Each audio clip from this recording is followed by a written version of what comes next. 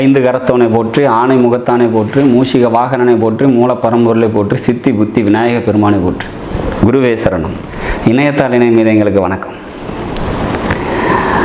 இது ஆங்கில புத்தாண்டு ராசிகளும் ஆங்கில புத்தாண்டு மேச ராசிக்கு எப்படி இருக்க போகுது அப்படிங்கிறத பார்க்கலாம்.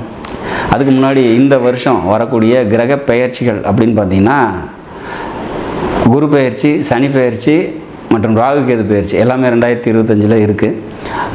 மார்ச் மாதம் சனி பெயர்ச்சி வருது, ஏப்ரலில் ஆறு மேலே குரு பெயர்ச்சி இருக்கும், ராகு கேது பெயர்ச்சி இந்த இயர் எண்டில் இருக்குது.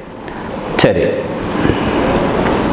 எப்படி இருக்க போகுது இந்த வருஷம் மேசராசியை பொறுத்த வரைக்கும் அப்படின்னா, இது வரைக்கும் உங்களோட ராசிக்கு 6-12 நன்மைகளை தந்துட்டு இருந்த ராகு கேதுக்கள் இந்த வருஷத்தில் பயிற்சி ஆகிறாங்க. 3ஆம் வீட்டில் இருந்த குரு பகவான் வந்து பல நன்மைகளை கம்யூனிகேஷன்ஸ் மூலமா தந்திருப்பார்.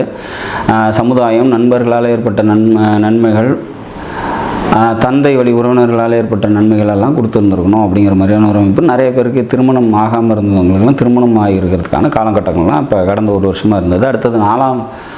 அடுத்தது உங்களோட மேசராசிக்கு 3ஆம் வீட்டில் போய் இருக்கக்கூடிய நன்மைகள் அப்படின்னு பார்த்தீங்கன்னா, 3ஆம் வீட்டில் குரு இருக்கும்போது உங்களோட 7ஆம் வீட்டையே பார்வையில் வச்சுருப்பார், பட் லாபஸ்தானத்தையும் பார்ப்பார். அப்போ இது வந்து மிக அற்புதமான ஒரு அமைப்பாக இருக்கும்.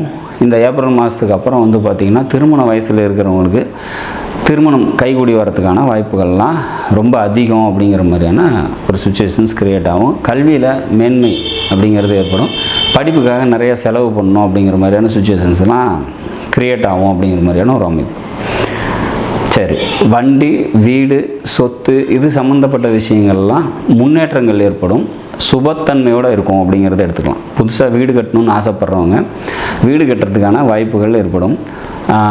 வண்டி, ஏதாவது பழைய வண்டியை மாற்றிட்டு புதுசு வாங்கணும் அப்படிங்கிற மாதிரியான விஷயங்கள்லாம் இருந்தது அப்படின்னா கண்டிப்பாக நடக்கும். தாயாருக்காக அதிகமாக எக்ஸ்பென்சிவ் செலவுகள் வந்து பார்த்திங்கன்னா செய்வீங்க.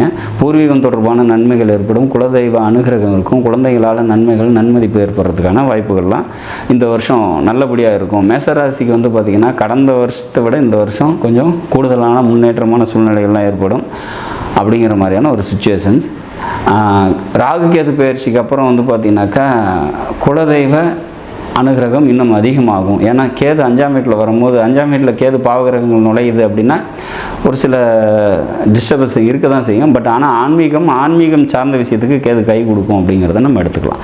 அப்போ மொத்தத்தில் இந்த வருஷத்தை பொறுத்த வரைக்கும் முக்கியமான கிரகங்கள் எல்லாமே பயிற்சியில் இருக்குது அப்படிங்கிறதுனாலையும், சனி பயிற்சியும் வந்து பார்த்திங்கனாக்கா இந்த வருஷம் மார்ச்சில் இருக்குது அப்படிங்கிறதுனால வந்து அதிகமான மாற்றங்களை சந்திக்கக்கூடிய ஒரு வருடமாகவும், அந்த மாற்றங்கள் அனைத்தும் வந்து பார்த்திங்கன்னா உங்களுக்கு நன்மைகளை தரக்கூடிய விதத்துலேயும் இருக்கும் அப்படிங்கிற மாதிரியான ஒரு அமைப்பு. இந்த குரு பகவானோட நன்மைகள் மேலும் அதிகரிக்கிறதுக்கும், திருமண வயசில் இருக்கிறவங்களுக்கு சீக்கிரம் திருமணம் ஆகிறதுக்கும் வந்து பார்த்திங்கன்னா பெருமாள் வழிபாடு ரொம்ப கூடுதல் சிறப்பை வந்து பார்த்திங்கன்னா உங்களுக்கு தரும் அப்படிங்கிறத நம்ம எடுத்துக்கலாம்.